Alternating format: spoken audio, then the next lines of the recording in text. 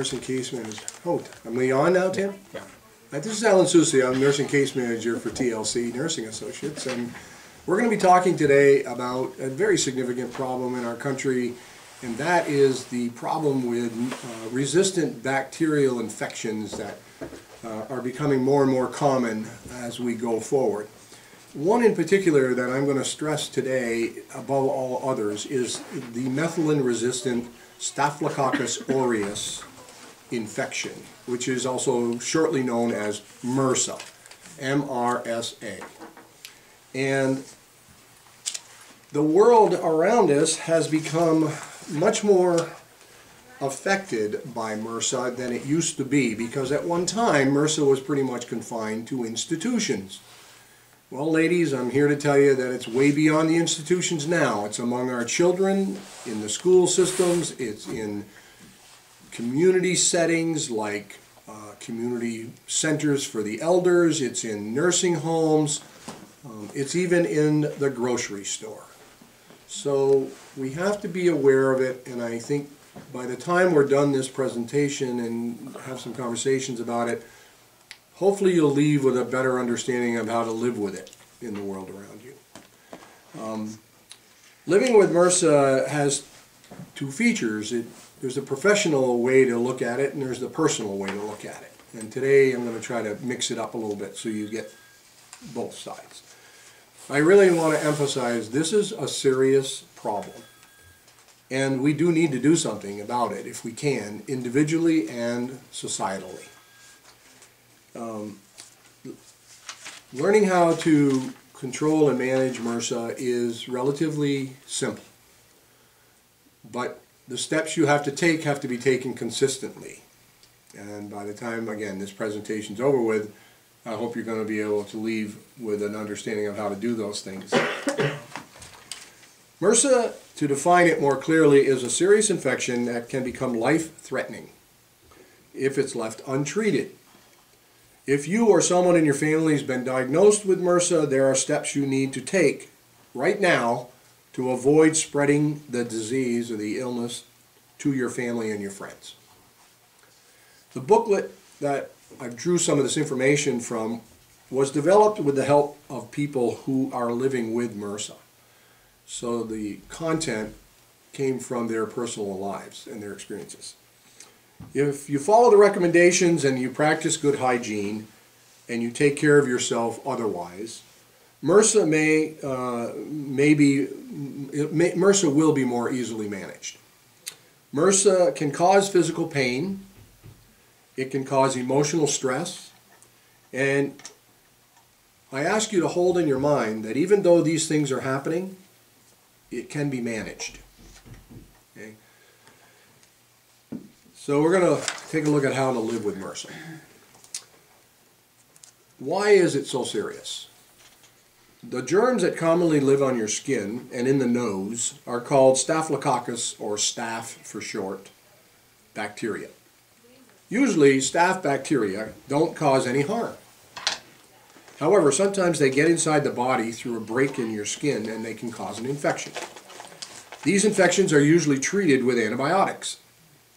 When common antibiotics don't kill the staph bacteria, it means the bacteria have become resistant to the particular antibiotic. This type of staph is called MRSA, methicillin-resistant Staphylococcus aureus. Anyone can get MRSA. Infections range from mild to very serious, even life-threatening. MRSA is contagious. I repeat, MRSA is contagious, and it can spread to other people through skin-to-skin contact. If one person in a family is infected with MRSA, the rest of the family could get it. MRSA was first identified in the 1960s and was mainly found in a hospital and nursing home settings. This occurred because antibiotics were being given to people when they weren't really needed, and patients weren't taking the medications as directed. In the late 1990s, a new type of MRSA was identified. This type of MRSA is becoming more common among children and adults who don't even have other medical problems. So what does MRSA look like? Most often, MRSA causes infections of your skin.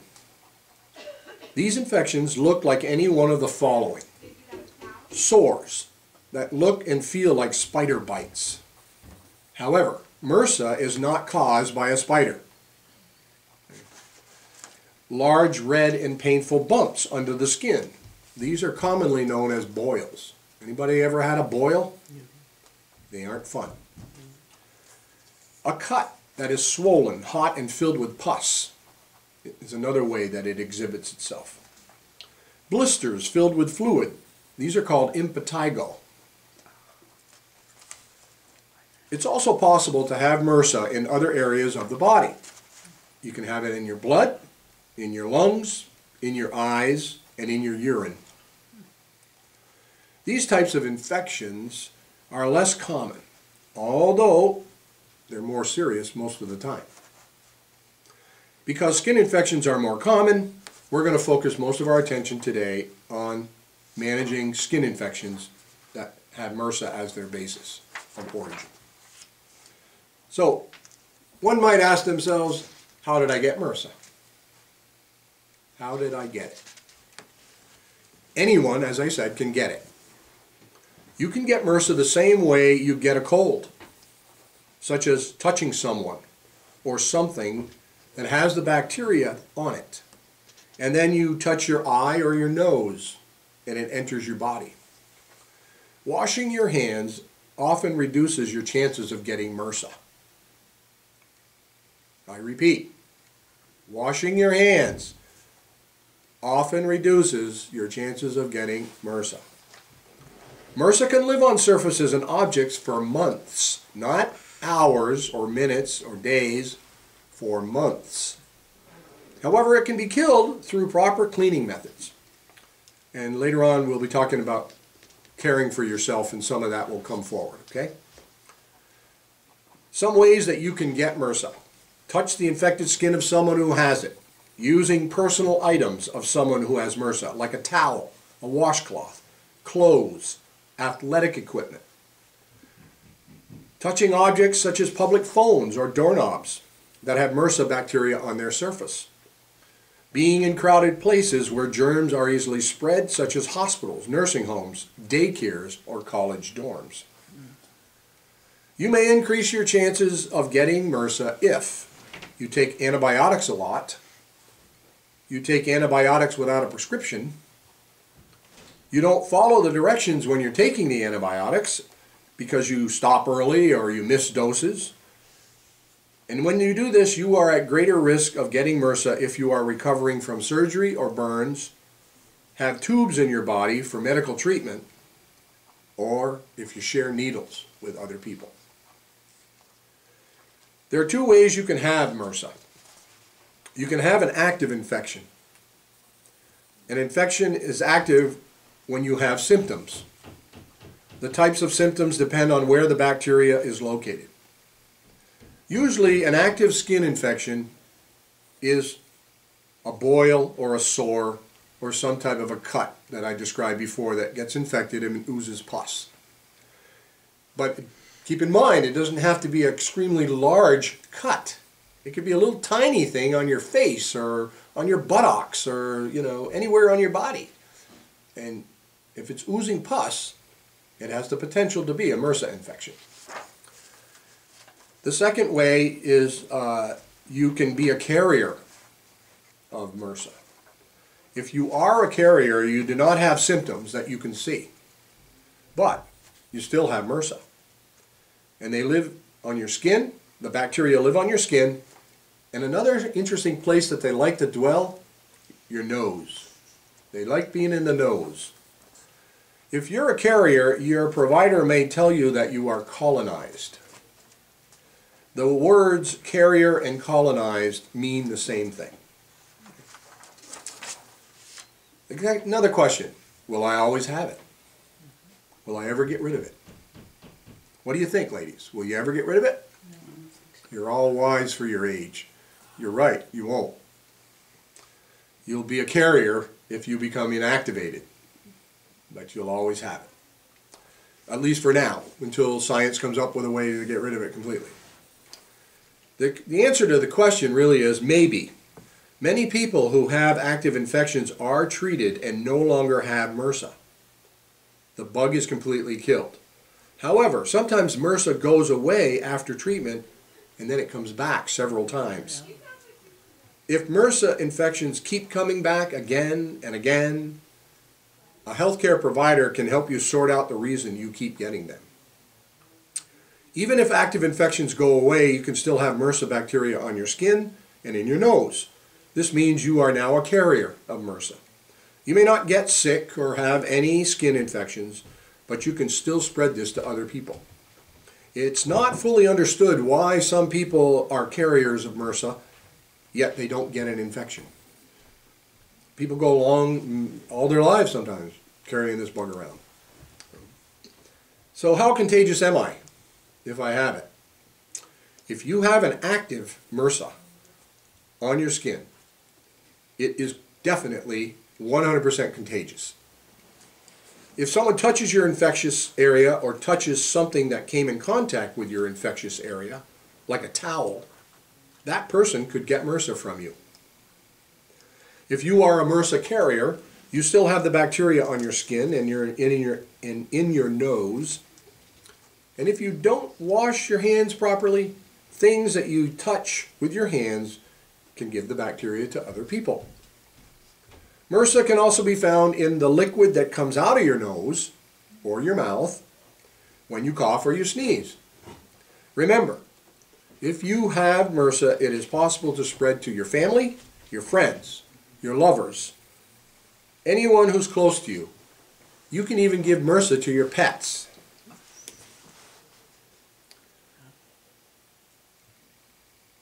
Remember this, again, washing your hands and preventing others from coming in contact with your infections are the best way to avoid spreading MRSA. Is there a test for MRSA? You would not usually be tested for MRSA unless you have an active infection. If you have a skin infection, the healthcare provider will take a sample of the fluid, and this is called a culture. And the lab will test the bacteria to find out which antibiotic is best for you. If your MRSA infection keeps coming back again and again, the healthcare provider may test you or your family members to see if you are carriers.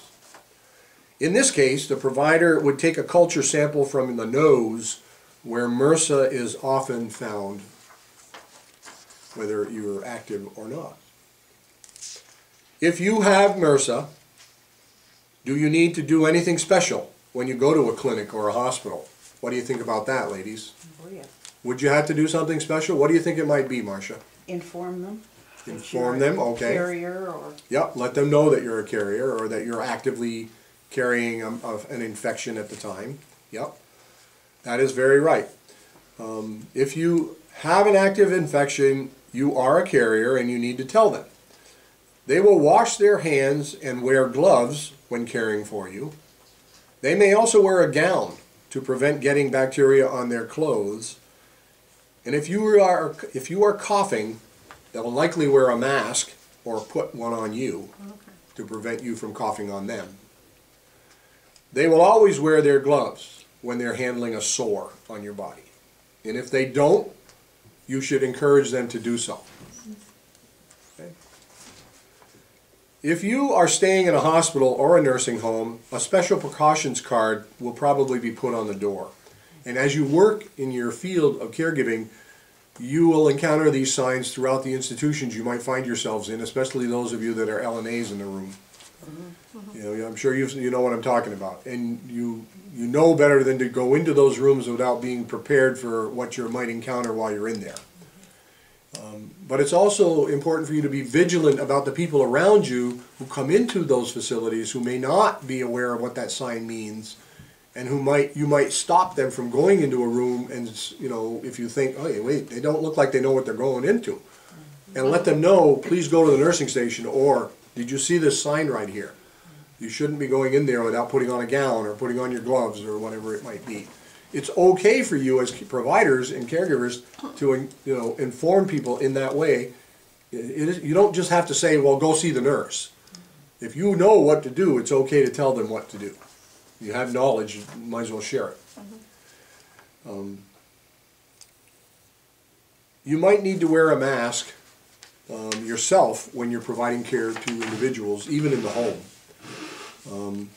One of the challenges for us as home care providers is that in the home you're not always privy to the information that a person is a MRSA carrier or a MRSA active person.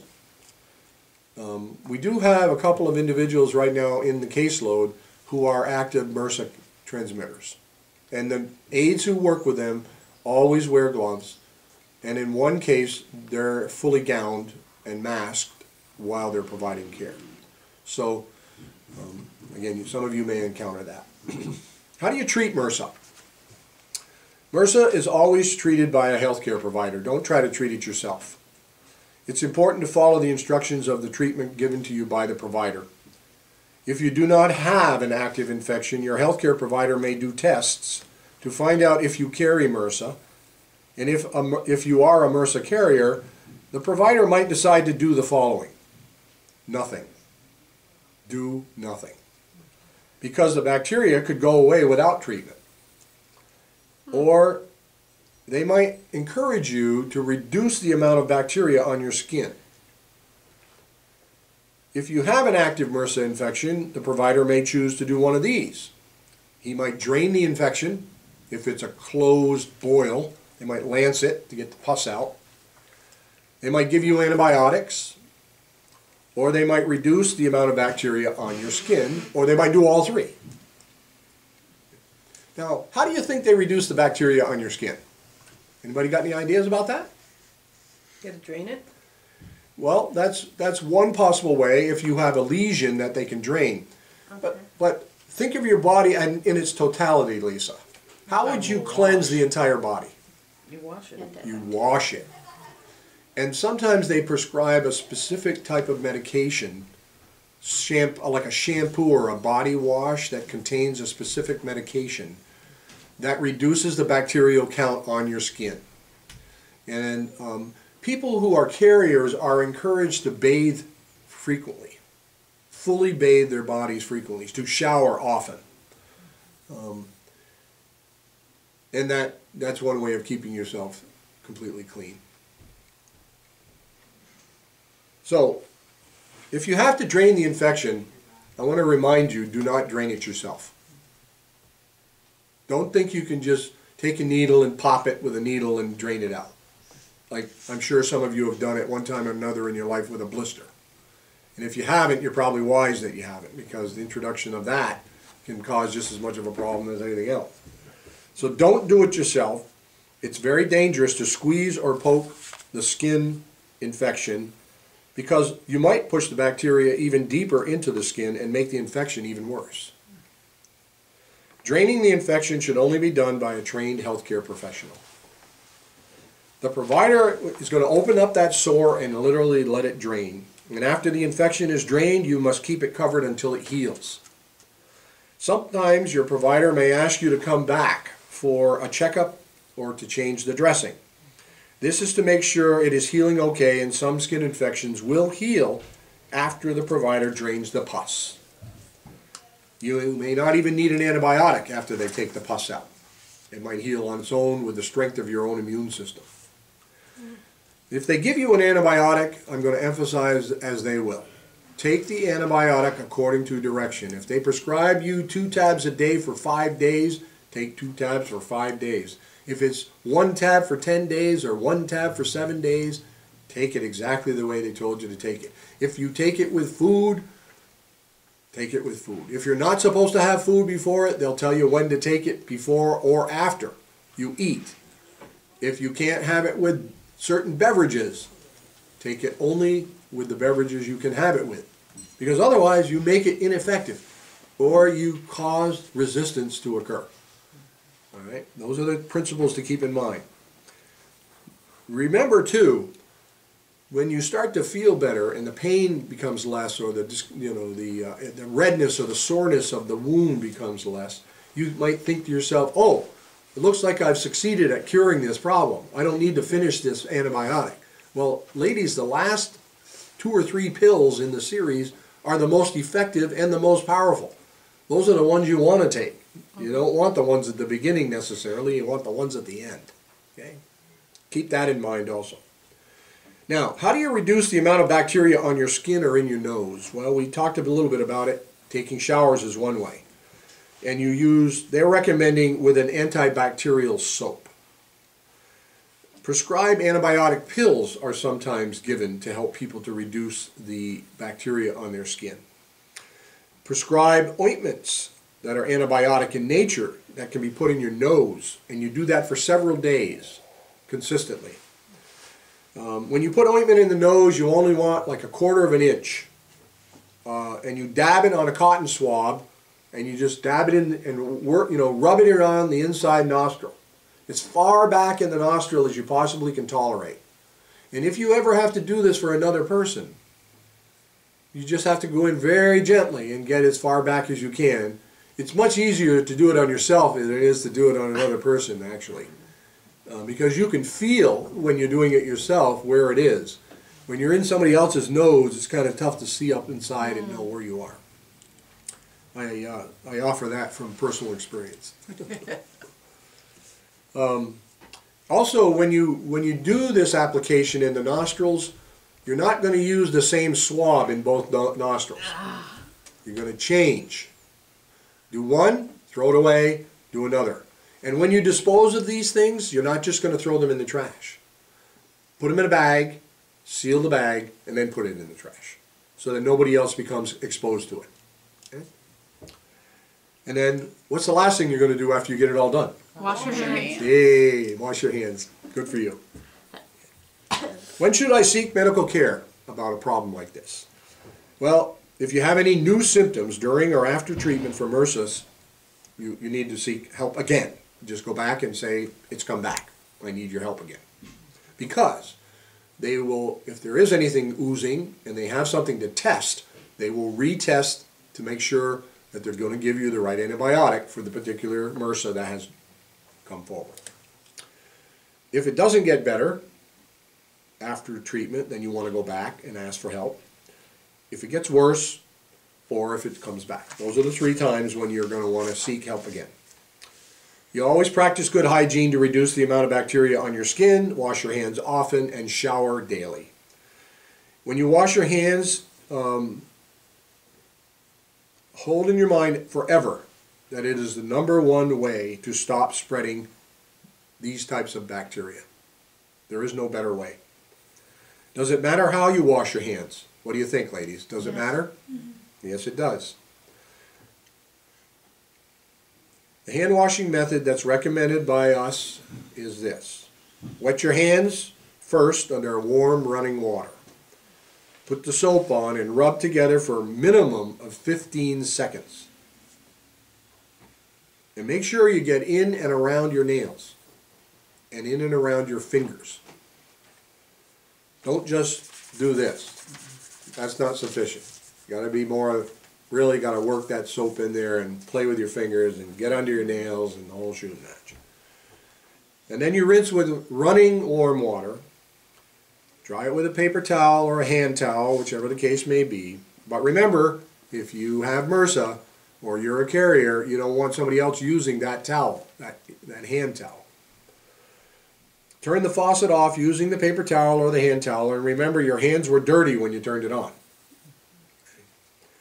And then throw the towel in the trash or keep your hand towel separate so other people don't use it. When do I wash my hands? Before you eat, drink, or prepare food. Before you touch your eye, or before and after you touch your eyes, your nose, your mouth, your genitals, any sore, any acne, any boil, or any rash that you have, or someone else has in your care. Before and after you change bandages. Before and after you smoke. Before and after blowing your nose. After touching urine, feces, and body fluids. And this includes items that are soiled with body fluids, like bedding, clothing, Kylie pads you might find on someone's bed, socks that someone's wearing on diabetic feet that might be bleeding.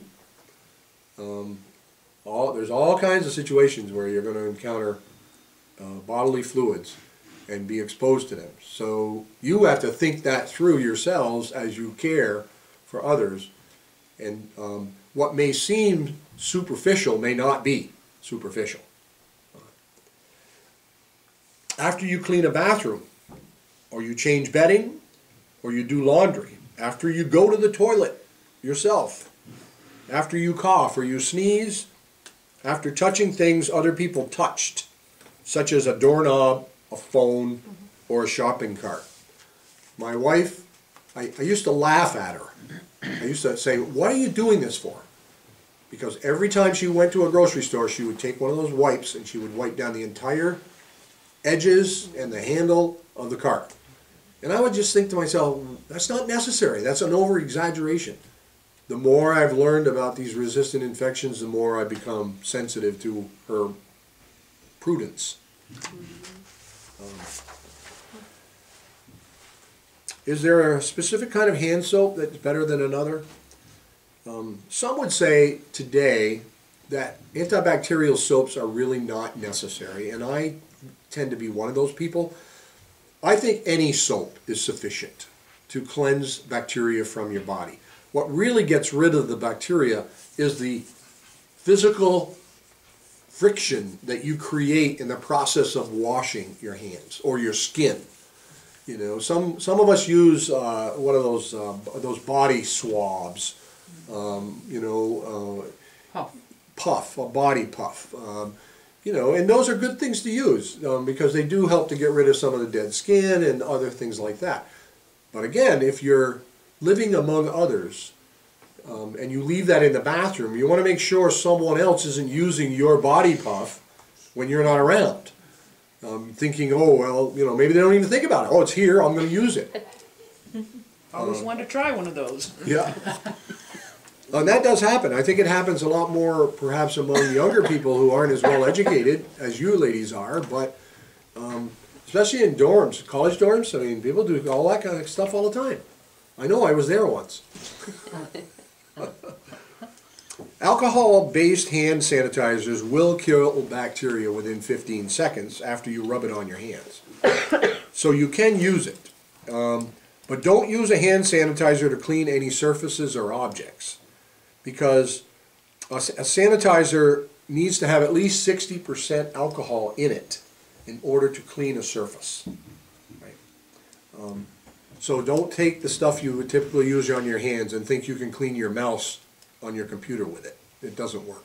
Not as effectively as a regular disinfectant cleaner would. When you're doing laundry, dirty clothes and bedding can spread MRSA bacteria, as we've already pointed out. When collecting your laundry or changing your sheets, hold the dirty laundry away from your body and your clothes. This will prevent getting bacteria on your clothes. This applies when you're doing your work as an aide. Wear disposable gloves to handle laundry that is soiled with any body fluid, and immediately put laundry into the washer or a plastic bag until it can be washed. Wash your laundry in hot or warm water. Use bleach if it's possible to do so. Dry in a warm or hot dryer, and make sure the clothes are completely dry when you take them out of the dryer. If they're damp, leave them in there and let them run until they dry out.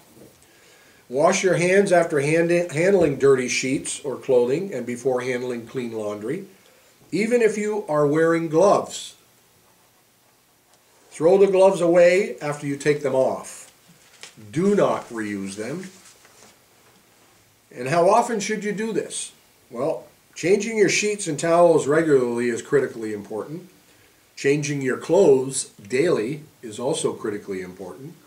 Do not put your dirty clothes or the clothes that you have just worn back in your closet or in your drawers until they have been washed.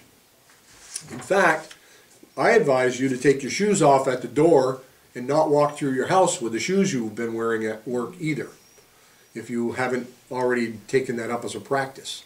Because our shoes do pick up what's on the floors, and there's a lot of things that are thrown on floors, as you know, especially in the institutions where some of you work.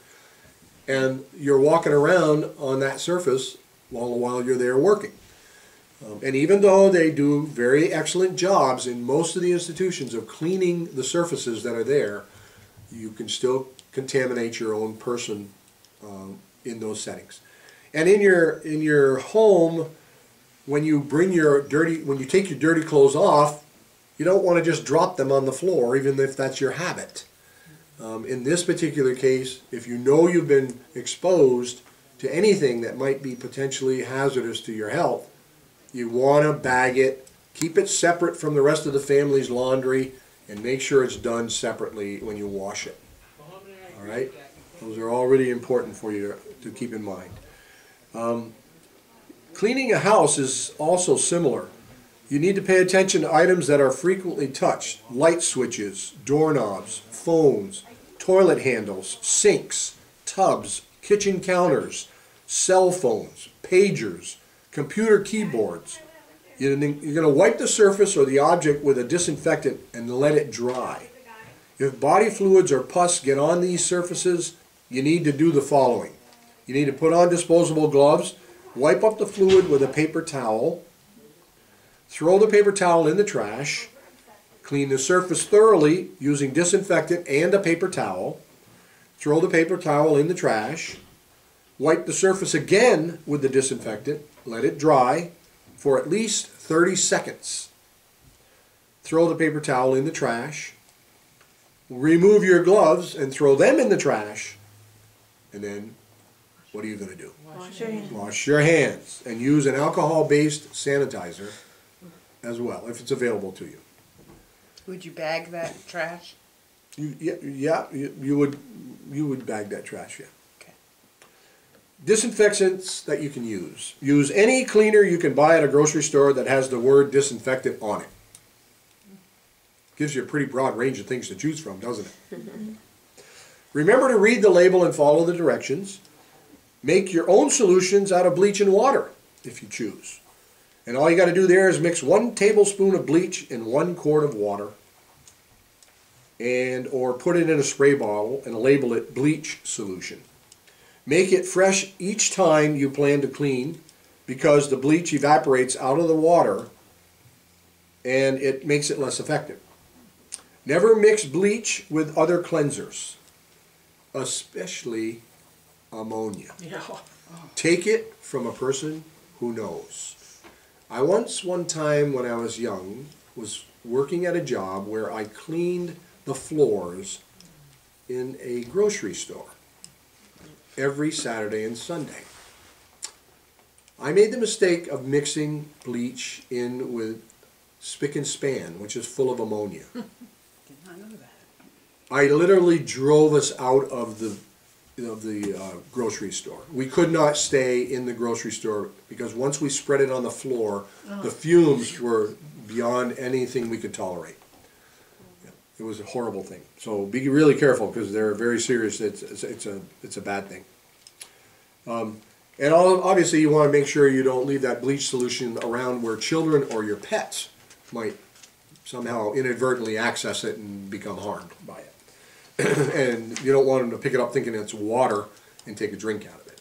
Or never leave bleach solution in an open container. Okay. All right. What happens when you take off a wound dressing? Have any of you done that for any of your clients or for yourself? Yes? Some of you have? Mm-hmm. Okay. Here's how you should be doing it. You need to wash your hands well with soap and water before you start. Put your gloves on. Take the old bandage off. Put the old bandage in a plastic bag. Take off the gloves. Put those in the plastic bag along with the bandage. Wash and dry your hands again. Put on a new pair of clean gloves. Apply the new bandage if you have a leaking sore. Put extra dressings over it to keep the drainage from leaking through it. Take off the second pair of your gloves, put them in the plastic bag, seal or tie up the bag and throw it away in the regular trash. And then wash your hands and dry them again. What do you do for personal care? You wash your hands frequently. Wash your hands frequently. Wash your hands frequently. Wash your hands frequently. frequently. If you did nothing else in your life but wash your hands frequently, some people might think you were a little strange. But it is the most important thing that you can do health-wise. Carry alcohol-based gel with you wherever you might be able to go. I have a bottle in my car. Some of you might carry it in your purse or in your knapsack or your briefcase or wherever. Always have some with you, because you never know when water won't be available.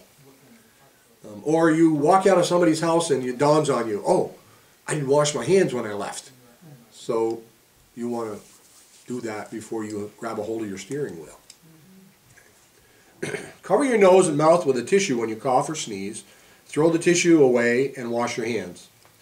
Take a bath or shower every day. This will help reduce the amount of bacteria on your skin. Keep your fingernails short. This keeps the bacteria from growing under the nails and on your nails. Keep your fingernails short to keep the bacteria from growing there, because if you have long nails and you scratch somebody inadvertently, you've introduced those bacteria directly into their body through that scratch. And that can happen. That's why we don't like to see caregivers with long nails. Change your sheets and towels on a regular basis. Change your clothes daily and wash them before you put them on again. Don't share your towels, your razor, your toothbrush, or other personal items. Take good care of your skin. Remember, MRSA lives on the skin. Any break or crack in your skin allows it to enter and to cause an infection. If you get a cut or a scrape, clean it with soap and water and then cover it with a bandage. Take care of yourself. Eat right. Exercise. Quit smoking if you smoke, and avoid stress. Get medical care at the first sign of an infection in any cut you have, such as redness, swelling, pain, or pus. Tell your healthcare provider that you have had MRSA in the past, if you have had MRSA in the past. If you work in a healthcare setting, you may need to take special precaution, and therefore you need to consult with your employer. If you are injured in any facility, or you're injured in our client's home in any way where you end up bleeding or you've lacerated yourself in some way, you need to let us know. Okay? Now, how do you stop MRSA from spreading when you have an active infection? Well, you're going to follow the personal care guidelines that I just outlined for you. Don't poke or squeeze the sore. Do not touch the sore, especially those that cannot be covered with a bandage or clothing. If you do touch a sore, be sure to wash your hands or use alcohol-based cleanser immediately. Cover all infected sores with bandages and follow the steps on how to change those bandages when it comes time to do so. Wash your hands immediately after you put a bandage on. And if you have a leaking sore, put extra dressings over it to keep the drainage from leaking through the bandage. Be careful not to get any pus on your body or body fluids on surfaces or on other people. Wear clothes that cover your bandages and sores if that's possible. And be especially careful if you are around people who have weak immune systems, such as newborn babies, the elderly, or anyone with chronic disease. If they get MRSA, it might very well kill them. And this is a particularly important area for you to think about, ladies, because sometimes in mobility transfers, you need to literally hug another person's body with yours to execute the transfer effectively and safely, and to use good body mechanics.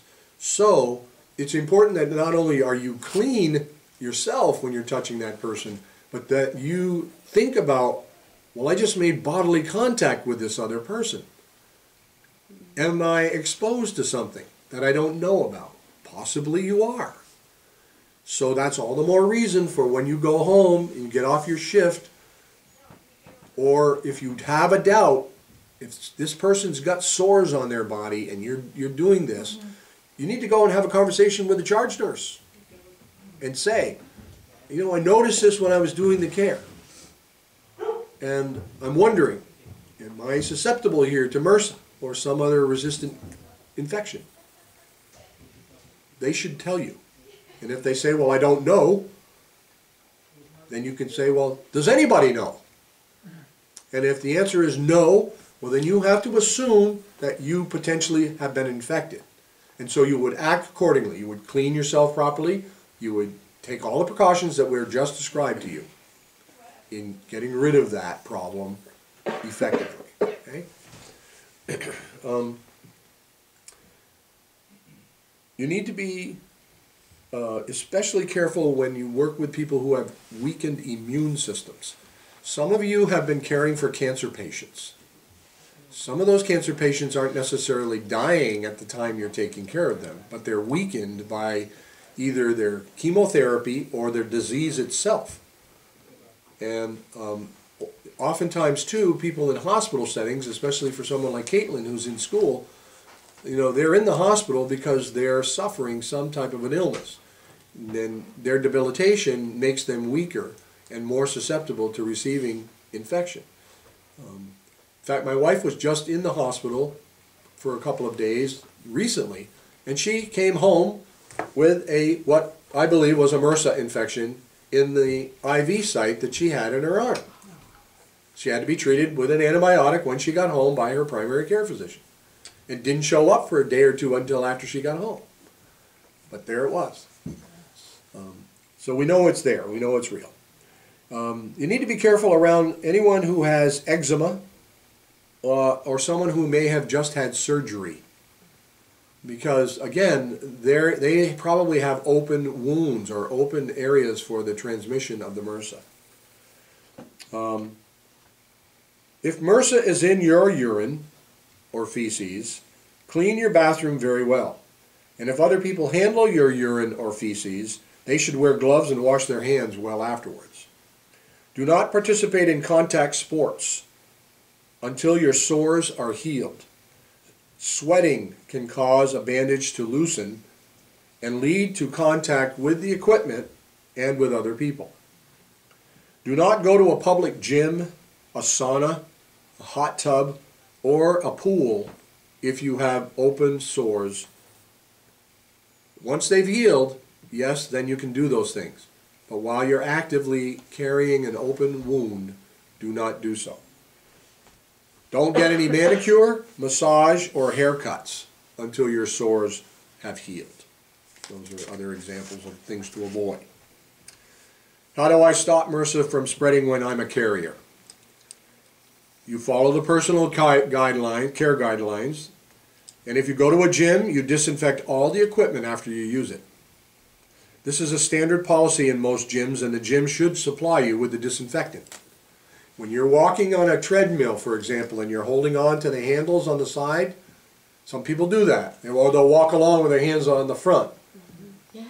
Right? They should provide you with something to clean those surfaces before and after you have used them. Or if you go to a weight machine and you sit down on that machine and you're utilizing it, it can be wiped down clean before you use it and after you use it, because your sweat can transmit MRSA. Anyway, those are some things for you to consider. Shower very well with soap before and after you use a public sauna, a hot tub, or a pool. And in most cases, they won't allow you into them unless you have done so. That's the standard most of those places have. Make sure you shower immediately after you participate in sports or after working out in a gym, because at that time, with all the perspiration, those bacteria are going to be swimming in an ocean full of fluid on the surfaces of your skin, and you're going to be much more likely to spread them around just by even walking by somebody. So that's why it's important. And then lastly, shower before any intimate skin-to-skin contact with another person. Showering does reduce the amount of bacteria on your skin, and it will reduce the risk of you spreading this bacteria to other people. When children have MRSA, if you have MRSA and you have children in your life, you can still interact with them. Just remember, washing your hands and preventing children from coming in contact with your infections are the best way to avoid spreading MRSA to them. closely follow your personal care guidelines and make sure that children are also washing their hands as well. Because as we know, children like to pick their nose, children like to blow their nose into their hand, etc., etc. And I once had a pediatrician tell me, or tell a group that I was involved with, the most deadly individuals in our world in terms of the transmission of disease are children. They carry more bugs around on their person than most adults do. And that has a lot to do with why they're sick so much. But it's part of life growing up. It's part of our process of evolving as a child, is that we get exposed to these things so that our body can develop the resistances that we need to fight off these infections. If we didn't get exposed to them when we were young and had the ability to tolerate the sicknesses, we'd end up like some of the old people we see on the other end of the spectrum who suffer these types of illnesses and don't have the ability to fight them off, or don't have the strength to tolerate the consequences of these illnesses, and they die from them. Now, children do die from some of these illnesses too, admittedly, but those are, the children are significant carriers of many, many different things. Let's see. If you do have a child who turns out to have MRSA, you need to really work consistently with the school nurse and with others, wherever they are, with whom they come in contact with. Their teachers need to know. The school nurse needs to know. If they go to a daycare, the daycare provider needs to know. You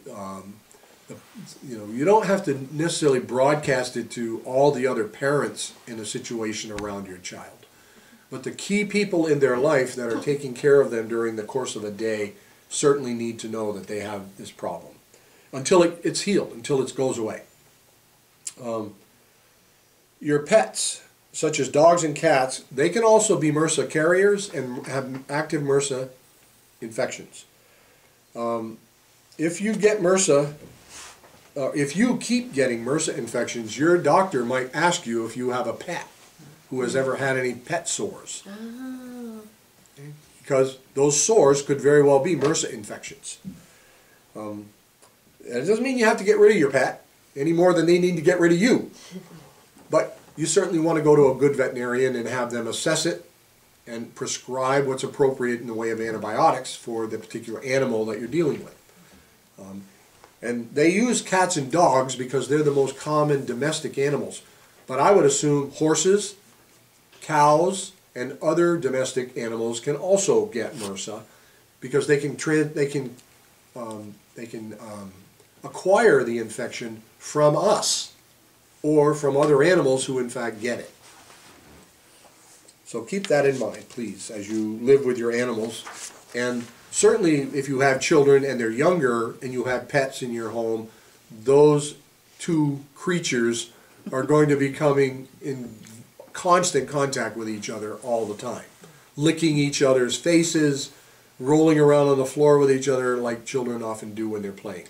So, a shopping list I want to provide you as I close this presentation for now is to go to the store and get these things and have them available to you if you don't already have them. Disposable gloves, and I'll say about that, as you work for TLC, if the home that you are working in or the institution you are working in does not provide you gloves, let me know, please. Because we will see to it that you are given those gloves one way or another. Okay? I keep some here in the office, so I have them available if you do need them. But we typically try to get the families to provide them, and or the institutions certainly are required to provide them. That's a standard that they have to meet. Make sure you have lots of tissue available for blowing noses. Alcohol hand sanitizer, antibacterial soap, but again, I would not do that unless it's recommended specifically by your provider. Any soap will do. And disinfectants, as was stated earlier, doesn't matter the brand, doesn't matter the nature of it, anything that says disinfectant on it will kill MRSA. And bleach is your best friend disinfectant. Just you have to be super careful with it because it is very caustic. It will hurt you, it'll burn you if you put it on your skin directly without diluting it for any length of time. And you get it in your eyes, you're really going to know. And lastly, plastic bags. You want to have plenty of plastic trash bags available. If you want to know more about MRSA, you can always go to the Center for Disease Control, to their website, and take a look at that. They have lots of good information there. So does the Vermont Health Department. They also have an excellent battery of information. So, 5 things I want you to think about and remember about MRSA. Wash your hands often. Take care of yourself. Take good care of your skin. Keep skin infection covered when you have an active case to avoid spreading the MRSA to others. And lastly, talk with a healthcare provider if you do have any questions or concerns that haven't been addressed, either by me or in anything that you study and read. Okay? Now, I think I'll bring this to a close in terms of the presentation portion, but before I let you leave, I want to ask you to take away 2 things. Well, take away 1 thing with you and complete 1 thing for me. I did prepare a post-test for this presentation.